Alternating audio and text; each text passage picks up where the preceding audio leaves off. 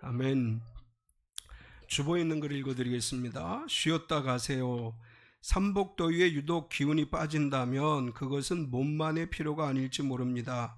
마음에 쌓인 오만 가지 걱정이 어느새 몸으로 옮겨 앉은 탓입니다. 사람은 하루에도 수만 가지 생각을 떠올린다지만 그 생각은 단지 생각일 뿐 내가 붙들지 않으면 스쳐 지나갑니다. 흐르는 물처럼 걱정을 흘려보내는 여백, 곧 생각과의 거리 두기가 필요합니다. 우리를 지치게 하는 것은 내일이 아니라 오지도 않은 내일을 오늘 미리 살아내려는 마음입니다. 그렇게 내일을 붙잡느라 오늘이라는 선물을 놓치곤 하지만 내일을 붙드시는 분은 내가 아니라 하나님이십니다. 월요일에 심장 발작이 잦아진다는 통계처럼 쉼 없이 달려온 마음은 몸으로 신호를 보냅니다. 몸의 통증은 영혼이 보내는 정직한 언어입니다. 과열된 엔진을 길가에 세워 식히듯 우리 영혼도 멈추어 쉼을 얻는 시간이 필요합니다. 예수님은 수고하고 무거운 짐진 자들아 다 내게로 오라 내가 너희를 쉬게 하리라고 하셨습니다. 그 초대는 지금 걷는 이 길에서 들어야 할 음성입니다. 걱정은 기도의 자리에 내려놓고 잠시 주님 앞에 멈춰 쉬었다 가시기 바랍니다. 우리의 모든 수고하고 무거운 짐은 주님 앞에 내려놓고 주님이 주시는 위로와 안식을 누리며 살아가는 저와 여러분 되시기 바랍니다. 오늘 우리가 함께 봉독한 말씀은 예수님께서 예루살렘에 입성하시기 전에 갈릴리 한 지역에서 머물면서 말씀하신 이야기로서 오늘 등장하는 지명이 빌립보 가이사라라고 하는 지역입니다. 이제 개역 개정 성경에서는 빌립보 가이사라라고 표기하는데 이전 개역 성경에서는 가이사라 빌립보라고 표기를 했었습니다.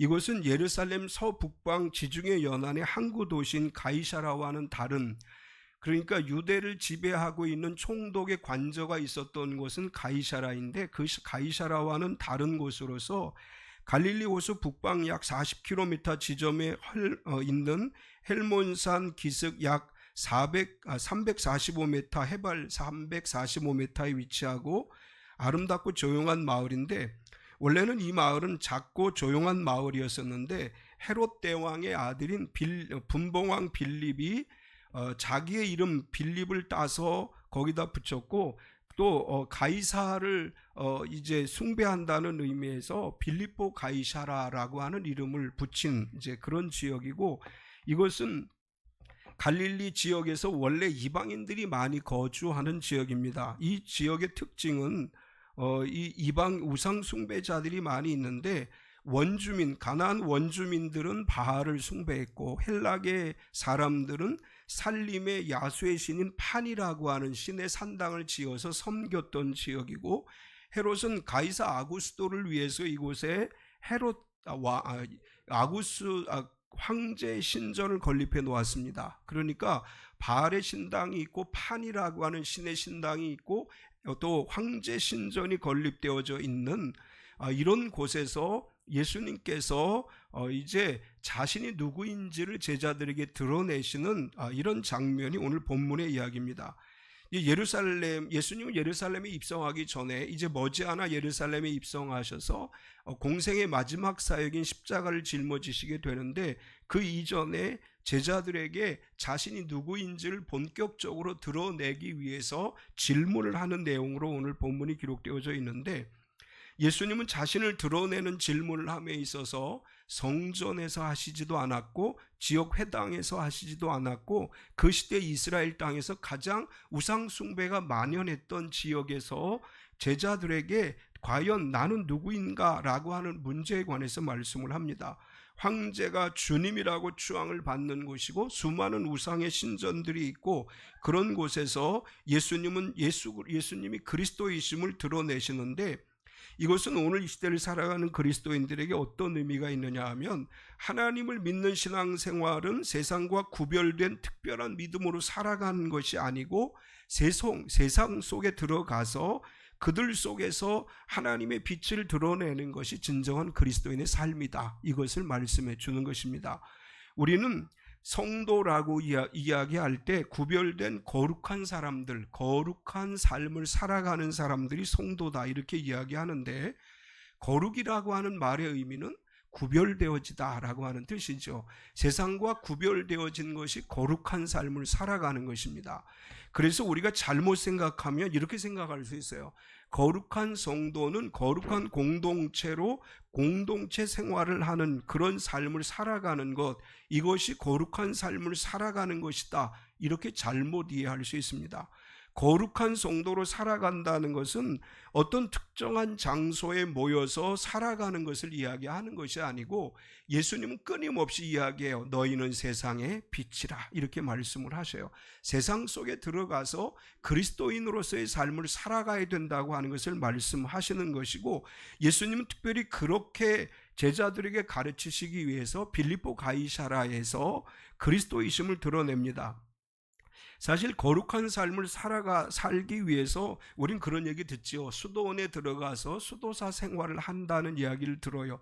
수도원은 거룩한 것이고 거기서 거룩한 생활을 살아가는 수도사들이다, 이렇게 생각하기 쉬운데, 사실은 예수님이 계속해서 강조하시려고 하는 것은 세상으로 가라고 하는 것입니다. 세상에 미신과 우상과 많은 종교들이 존재하는 그곳에 가서 예수 그리스도를 드러내는 것, 이것이 진정한 그리스도인의 삶이라고 말씀을 합니다. 우리가 이단의 이야기를 많이 듣지요. 이단들의 특징이 뭐냐 하면, 우리가 모여 있는 곳은 거룩한 곳이다 라고 주장을 하면서 집단 생활을 강요해요. 그래서 그 집단 안에서 생활할 때 거룩한 하나님의 사람이다 라고 이단들이 가르칩니다. 이제 우리나라에도 그런 이단들이 많이 있죠. 예전에, 지금은 거의 존재가 없지만 신앙촌이라고 하는 곳이 있었어요.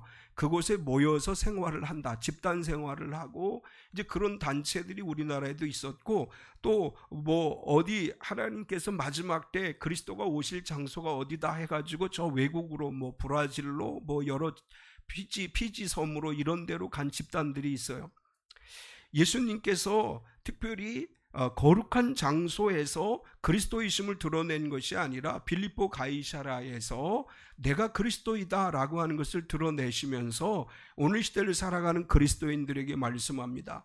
너희는 세상 속에 나아가서 그리스도의 빛을 전하고 세상 속에 나아가서 복음을 전하고 하나님의 살아계심을 증거하라, 이렇게 말씀하시는 것임을 알 수 있습니다. 우리가 살아가면서 수많은 질문을 받죠. 당신은 이름이 뭡니까? 어디에 삽니까? 당신의 고향은 어디입니까? 학교는 어디를 나왔습니까? 무슨 일을 합니까? 이런 질문들을 수없이 많이 듣습니다. 오늘 예수님께서 제자들에게 던지신 질문은 우리가 지금까지 들었던 그 어떤 질문보다도 우리의 신앙이 무엇인가를 드러내게 하시는 질문이다, 이렇게 말할 수 있습니다. 예수님은 제자들에게 이렇게 말씀을 했죠. 너희는 나를 누구라 하느냐? 이 질문은 2000년 전 빌립보 가이사라에서 한 지방에서 제자들에게 던진 질문인과 동시에 오늘 우리에게 하시는 질문이에요. 우리는 예수님을 어떻게 믿습니까? 우리가 믿는 예수님은 어떤 분이십니까? 이 질문에 대해서 우리가 대답하는 것이 우리 신앙의 출발점이고 우리 인생 전체의 방향을 결정짓는 고백이 될 수 있다, 이렇게 말할 수 있습니다. 오늘 본문을 중심으로 해서 너희는 나를 누구라고 하느냐, 이 제목으로 말씀을 나누려고 하는데, 예수님은 제자들에게 첫 번째로 사람들이 인자를 누구라 하느냐, 이렇게 질문을 하십니다. 예수님은 제자들에게 너희는 나를 누구라 하느냐라고 질문하기 전에 사람들이 나를 어떻게 생각하고 나를 어떻게 믿느냐, 이 질문을 먼저 하는데, 예수님이 이 질문을 하신 이유는 세상이 보는 예수님은 어떠한가 라고 하는 질문이에요. 세상이 보는 예수님은 어떤 분이신가? 13절을 보면 예수께서 빌립보 가이사라 지방에 이르러 제자들에게 물어 이르시되 사람들이 인자를 누구라 하느냐? 예수님이 이 질문을 던진 곳은 예루살렘이 아니고 갈릴리 호수도 아니고 갈릴리 북쪽 끝에 있는 이방 문화가 짙게 배어있는 빌립보 가이사라입니다. 여기서 예수님은 의도적으로 질문을 해요. 제자들에게 너희 세상 사람들이 알고 있는 나, 세상 사람들이 너희에게 이야기하는 나는 어떤 사람이냐? 그들은 나를 어떻게 인식하고 있느냐? 이렇게 예수님께서 제자들에게 먼저 질문을 하십니다. 사실 예수님은 세상 사람들이 어떻게 이야기하는지 다 알고 계셨어요. 그럼에도 불구하고 제자들에게 질문을 합니다. 이 질문은 오늘 이 시대 우리에게는 이런 질문이에요. 오늘날 세상이 교회를 어떻게 보고 있느냐? 오늘날 너희 교회를 세상이 어떻게 보고 있고 너희 교회를 어떻게 평가하고 있느냐? 너희는 지금 어떤 인식으로 사람들에게 인식되어져 있느냐? 이렇게 질문합니다. 우리가 살아가는 이 나라에서 교회를 생각하는 거 부정적이죠. 교회에 대한 많은 부정적인 이야기들을 하고 있습니다. 어떤 시선으로 교회를 바라보고 있는지 우리 오늘 시대를 살아가는 그리스도인들에게 예수님 말씀하시는 거예요. 너희가 어떤 시선으로 세상에 보여지는지를 늘 깊이 생각하고 진정으로 그리스도의 빛을 전하는 삶을 살아가야 된다고 하는 말씀을 하시는 것입니다. 예수님의 질문에 대해서 제자들은 이렇게 대답을 합니다. 선지자 중에 하나라 하나이다. 14절을 보면 이르되 더러는 세례 요한 더러는 엘리야 어떤 이는 예레미야나 선지자 중에 하나라 하나이다. 예수님께서 이제 어떤 평가를 받고 있는지 질문했더니 제자들이 대답합니다. 선생님, 어떤 사람들은 예수님을 세례 요한이 부활한 것이라고 생각을 합니다. 이렇게 대답을 합니다. 왜 특별히 세례 요한이라고 이야기했느냐 하면 세례 요한도 회개하라 천국이 가까웠다 이렇게 전파를 했지요. 예수님도 역시 회개하라 천국이 가까웠느니라 이렇게 말씀을 하셨어요. 회개의 심판을 외쳤던 세례 요한과 예수님의 핵심 메시지가 비슷하기 때문에 당시에 많은 유대인들은 헤롯이 죽인 세례 요한이 부활해서 예수님이 됐다 이런 인식을 가지고 있었다고 하는 것이고, 사실은 이 세례 요한을 죽였던 헤롯조차도 그렇게 이야기를 합니다. 마태복음 14장 2절을 보면 그 신하들에게 이르되 이제 세례 요한이라 그가 죽은 자 가운데서 살아났으니 그러므로 이런 능력이 그 속에서 역사하는도다 하더라. 이것은 헤롯이 자기 신하들에게 한 이야기예요. 예수님이 어떤 분이냐 물어봤더니 헤롯이 아마 살아난 것 같습니다 이렇게 대답했다고 하는 것이고, 또 어떤 이들은 엘리야라고 생각을 했습니다. 그럼 왜 엘리야라고 생각을 했을까? 말라기 4장 5절을 보면 보라 여호와의 크고 두려운 날이 이르기 전에 내가 선지자 엘리야를 너에게 보내리니 이렇게 말라기 선지자가 예언을 했습니다. 그래서 유대인들은 메시아 대망 사상을 가지고 있으면서 항상 어떻게 생각했느냐 하면 예수님이 그리스도가 나타나시기 전에 엘리야가 먼저 와서 그리스도의 길을 준비할 것이다. 사실은 예수님은 세례 요한이 엘리야가 먼저 와서 길을 준비하는 자이다 이렇게 말씀을 했죠. 그럼에도 사람들은 예수님을 엘리야라고 생각을 했다는 거예요. 그 다음에 또 어떤 이들은 예레미야라고 한다. 왜 그러면 갑자기 예레미야가 나왔나? 사실은 예레미야가 성경에 그리스도의 길을 준비하는 자라고 하는 구절은 없습니다. 단지 유대인의 후기 전승과 구약 외경인 마카비에 의하면 메시아가 오시기 이전에 예레미야가 와서 자기 백성을 다시 불러 모으시고 저희를 다시 긍휼을 받으실 때까지 장막과 언약궤 분향단들을 드러내서 하나님의 영광을 재현할 자라고 마카비서에 기록이 되어 있다는 거예요. 그래서 유대인들은 생각하기를 예레미야일 것이다. 이 세 사람의 공통점은 뭐냐 하면 그리스도가 아니죠. 그리스도가 오시기 전에 미리 와서 그리스도를 준비할 사람이라고 생각을 했다는 거예요. 그래서 선지자 중에 하나라 이렇게 제자들이 사람들에게 들은 이야기를 말했습니다. 이 말들의 공통점은 예수님이 권위 있게 가르치시고 기적을 행하셨지만 그 시대 사람들은 메시아가 아니라고 생각을 했고 오히려 메시아가 오시기 위해 준비하는 길이라고 생각했다고 하는 것입니다. 이제 이 말은 오늘 이 시대의 세상 사람들이 예수님을 어떻게 생각하는가에 대한 이제 말씀이라고 할 수 있습니다. 많은 사람들이 예수님은 위대한 사람이라고 생각을 해요. 성인 중에 한 분이라고 생각을 하고 이분은 역사 속에 가장 영향력 있는 분이라고까지는 생각을 해요. 그런데 이분이 우리를 구원하시고 우리를 위해 다시 오실 재림의 왕이라고 하는 사실을 믿지 않습니다. 이들의 생각은 그분은 역사 속에서 많은 영향력을 끼친 사람이고 많은 사람의 존경을 받을 만한 분이다 이렇게 생각을 하고 있지요. 두 번째로 예수님은 사람들이 나를 누구라고 하느냐라는 질문에 이어서 그럼 너희는 나를 누구라고 하느냐 이렇게 질문을 하십니다. 예수님은 인자를 사람들이 누구라고 하느냐라고 물으신 다음에 제자들의 대답을 듣고 나서 그러면 너희는 나를 누구라고 하느냐 이렇게 질문을 하죠. 너희는 나를 누구라고 하느냐 15절을 보면 이르시되 너희는 나를 누구라 하느냐. 예수님께서는 세상의 여론을 확인한 다음에 곧바로 질문의 방향을 돌려서 너희는이라고 하는 단어를 사용해요. 너희는이라고 하는 이 단어가 오늘 본문에서 가장 중요한 핵심 단어인데 이 말씀 너희는이라고 하는 이 말씀을 통해서 예수님이 제자들에게 말하는 건 이런 얘기예요. 다른 사람들이 무엇라 하든지 간에 바로 너희는 나를 누구라고 하느냐. 다른 사람들이 어떻게 평가하든지 너희는 나를 누구라고 하느냐. 이것은 신앙의 본질을 질문하는 거예요.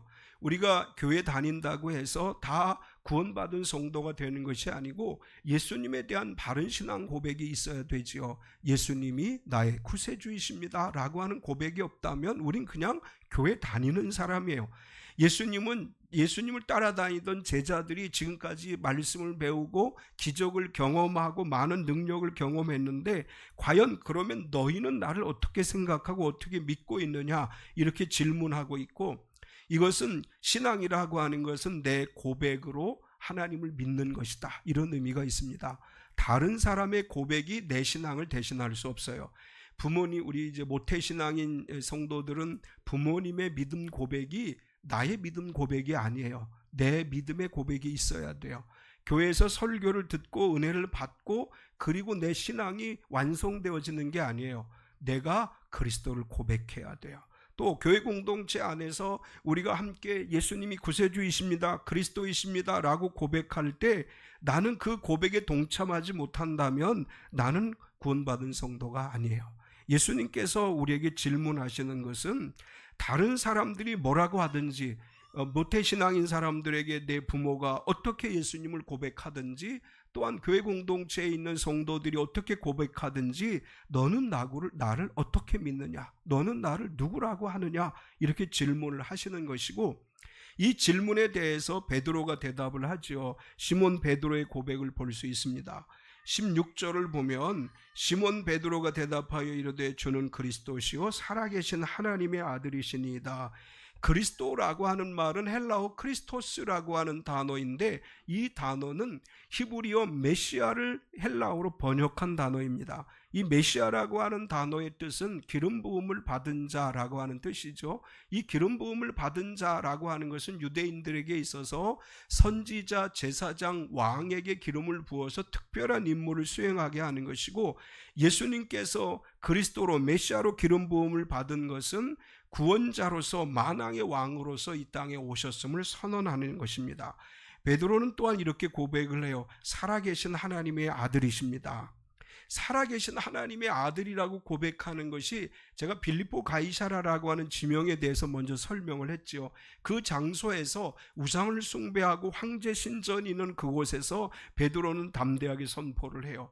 하나님 주는 그리스도시요 살아계신 하나님의 아들이십니다. 여기는 우상들은 다 죽은 신들이고 하나님 살아계신 유일하신 하나님의 아들이십니다. 베드로 사도는 이렇게 고백을 합니다. 예수님의 신성을 인정하고 하나님이 살아계심을 고백하는 신앙 고백이에요. 베드로의 이 짧은 고백은 신앙 고백의 정수를 담고 있다 이렇게 표현할 수 있습니다.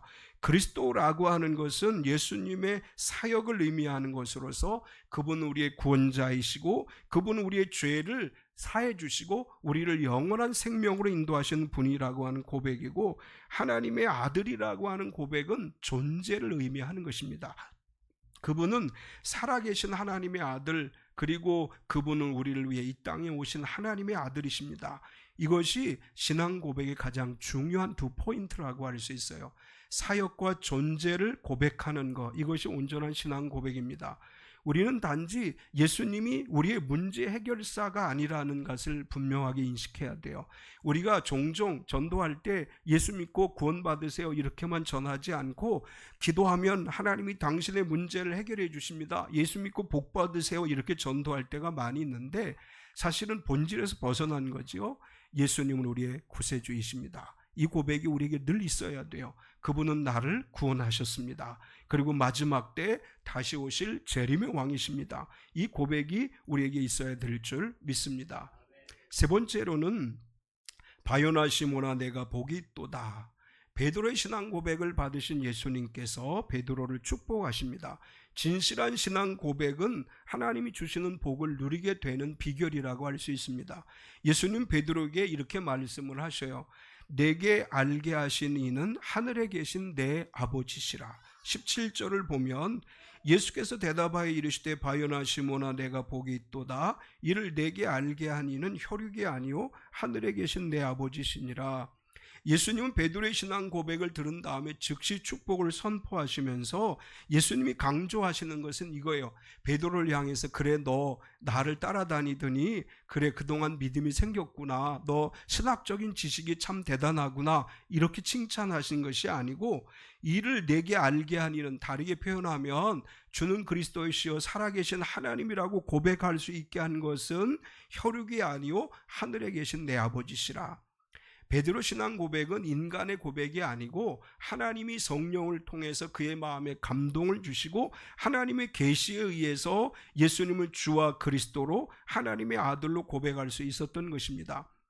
우리가 하나님께 감사해야 될 일 가운데 하나가 예수님이 구세주라고 믿어지는 거예요. 아무나 예수님을 믿는 거 아니에요. 우리가 예수님을 믿을 수 있다고 하는 거 은혜입니다. 하나님의 성령이 우리 마음에 감동을 주셔서 예수님을 구세주로 믿게 된 거죠. 고린도전서 12장 3절을 보면 바울 사도를 통해 하나님 말씀하셔요. 그러므로 내가 너희에게 알리노니 하나님의 영으로 말하는 자는 누구든지 예수를 저주할 자라 하지 아니하고 또 성령으로 아니하고는 누구든지 예수를 주시라 할 수 없느니라. 우리 안에 성령이 오셔서 예수님을 믿게 하셨습니다. 저와 여러분 성령 안에서 예수를 믿게 된 사람들이에요. 하나님의 은혜가 우리 가운데 임한 줄로 믿습니다. 예수님 베드로에게 이렇게 말씀을 해요. 이 반석 위에 내 교회를 세우리니.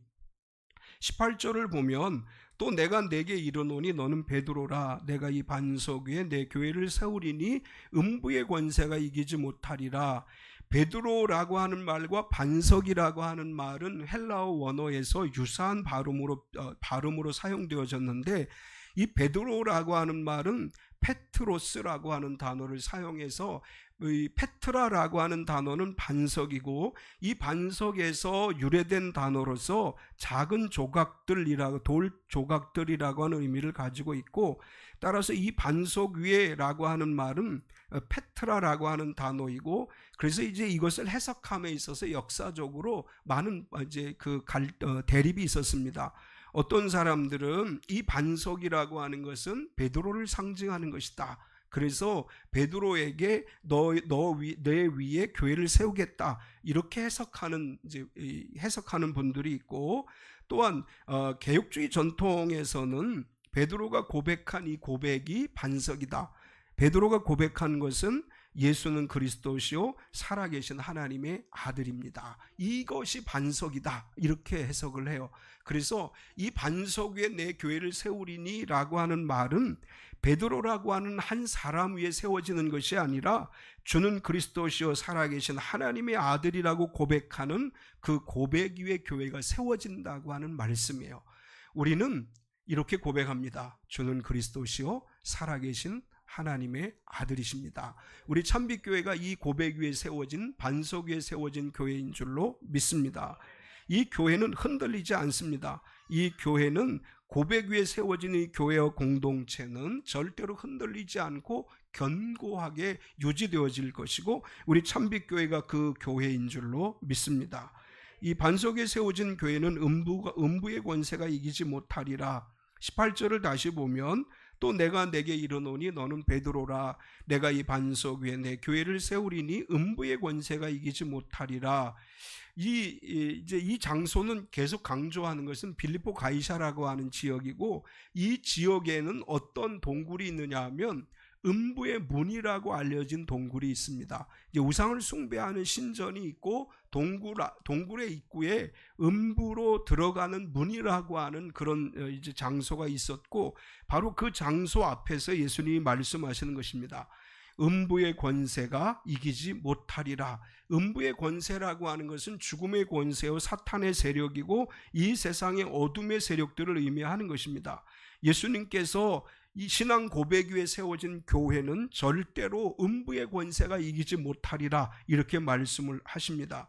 우리 교회가, 신앙의 공동체가 이 고백 안에 주는 그리스도시요 살아계신 하나님의 아들이십니다 라고 하는 고백 위에 우리 교회가 세워졌기에 음부의 권세가 우리의 교회를 무너뜨리지 못하고, 우리의 가정도 마찬가지예요. 우리의 가정이 주는 그리스도시요 살아계신 하나님의 아들이십니다, 이 신앙 고백을 할 때 우리 가정들이 견고하게 세워질 줄 믿습니다.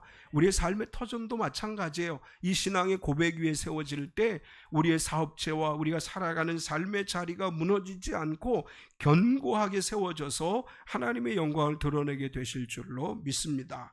마지막으로 예수님이 이렇게 말씀하셨어요. 내가 천국 열쇠를 내게 주리니. 19절에서 20절 우리 같이 읽겠습니다. 내가 천국 열쇠를 내게 주리니 내가 땅에서 무엇이든지 매면 하늘에서도 매일 것이요 내가 땅에서 무엇이든지 풀면 하늘에서도 풀리리라 하시고, 이에 제자들에게 경고하사 자기가 그리스도인 것을 아무에게도 이르지 말라 하시니라. 아멘. 이 천국 열쇠가 과연 뭘까? 사실은 이 천국 열쇠를 해석함에 있어서 여러 가지 해석들이 존재하지만, 사실은 이 말씀의 의미가 뭐냐 하면 복음을 통해 하나님 나라의 문을 열고 닫는 권세를 의미한다. 이게 일반적인 해석이에요. 매고 푸는 권세라고 하는 것은 당시 랍비들이 율법을 해석할 때 허용되고 금지되고 하는 것들을 선언하던 표현들인데, 예수님 우리에게 말씀을 하십니다. 복음을 통해서 죄를 용서받는 자와 그렇지 않는 자를 선포할 권세가 너희에게 있다. 다르게 표현하면 우리에게는 복음 전파로 인해서 사람들을 살리는 권세를 주신 것이다. 이렇게 해석할 수 있습니다. 저와 여러분에게 천국 열쇠를 주셨습니다. 복음으로 죽어가는 영혼들을 생명의 길로 인도하고 천국으로 인도하고 영생으로 인도하는 열쇠를 주셨고, 이것은 우리에게 주신 특권입니다. 우리가 부족한 사람들이지만 천국의 열쇠를 주어서 복음의 비밀을 전하게 하시고 이것을 통해서 많은 사람들을 구원하는 데 쓰임받게 하신 줄로 믿습니다. 예수님이 2000년 전 빌립보 가이사라에서 너희는 나를 누구라 하느냐 이렇게 질문하셨고, 베드로는 주는 그리스도시요 살아계신 하나님의 아들이라고 고백했습니다. 이것이 오늘 우리의 고백이 되어지기를 원합니다. 주는 그리스도시요 살아계신 하나님의 아들이십니다. 우리 같이 한번 고백하겠습니다. 주는 그리스도시요 살아계신 하나님의 아들이시니이다. 아멘. 참 좋으신 하나님, 주는 그리스도시요 살아계신 하나님의 아들이심을 믿습니다. 우리가 교회 다니는 사람이 아니라 하나님 아버지를 믿고 예수 그리스도가 우리를 위해 이 땅에 오셔서 우리의 죄를 짊어지시고 십자가에 죽고 부활하심을 믿고 예수 그리스도를 믿음으로 구원받은 성도가 되었음을 믿게 하여 주심을 감사합니다. 성령님 오셔서 우리가 이 믿음이 변치 않게 하시고 우리에게 주신 천국 열쇠를 가지고 복음을 전해서 많은 사람들을 주님께 인도하게 하시고 많은 영혼들을 생명의 길로 인도하는 삶이 되게 하여 주시옵소서. 예수님의 이름으로 기도드리옵나이다. 아멘. 우리 다 일어서서 시편 20편 5절 두 번 부르시겠습니다.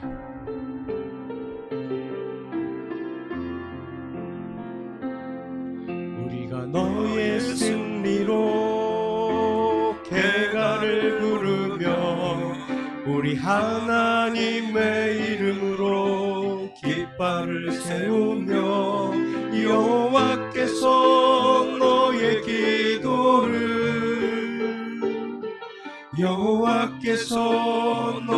기도를 여호와께서 내가 하는 모든 간구를 이루어 주시기를 우리가 너의 승리로 개가를 부르며 우리 하나님의 이름으로 깃발을 세우며 여호와께서 너의 기도를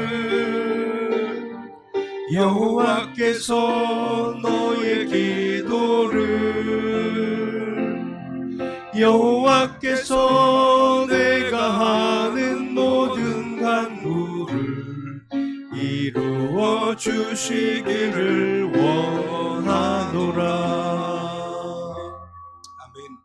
황정복장님 나오셔서 표지청 하시겠습니다.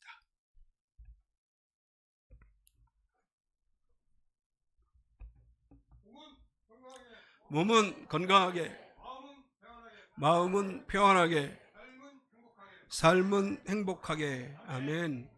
사랑하는 참빅 성도 여러분, 우리가 믿는 예수님은 우리의 구세주이시며 하나님의 아들이십니다. 이 고백을 삶 속에서 말과 삶으로 실천하며 살아가시기 바랍니다. 아멘. 여호와는 내게 복을 주시고 너를 지키시기를 원하며 여호와는 그의 얼굴을 내게 비추사 은혜 베푸시기를 원하며 여호와는 그 얼굴을 내게로 향하여 두사 평강 주시기를 원하노라. 아멘. 지금은 우리 주 예수 그리스도의 은혜와 독생자 예수님을 우리에게 보내주신 하나님 아버지의 지극하신 사랑하심과 성령님의 내주 충만하시며 교통하신 은혜가 거룩하고 복된 날 주님 앞에 나와 기쁨으로 예배하고 말씀으로 은혜받고 세상을 향해 나아가는 우리 모든 성도들 머리 위에와 그의 가정과 경영하는 사업체와 속해 있는 직장과 교회와 이 나라와 이 민족 외와 세계 곳곳에 흩어져 선교 사역을 감당하는 선교사들의 사역 외와 지구촌 곳곳에서 핍박받는 모든 그리스도인들을 위해와 전쟁 가운데 평화를 위해 눈물로 기도하는 성도들 머리 위에 영원토록 함께 있을지어다. 아멘.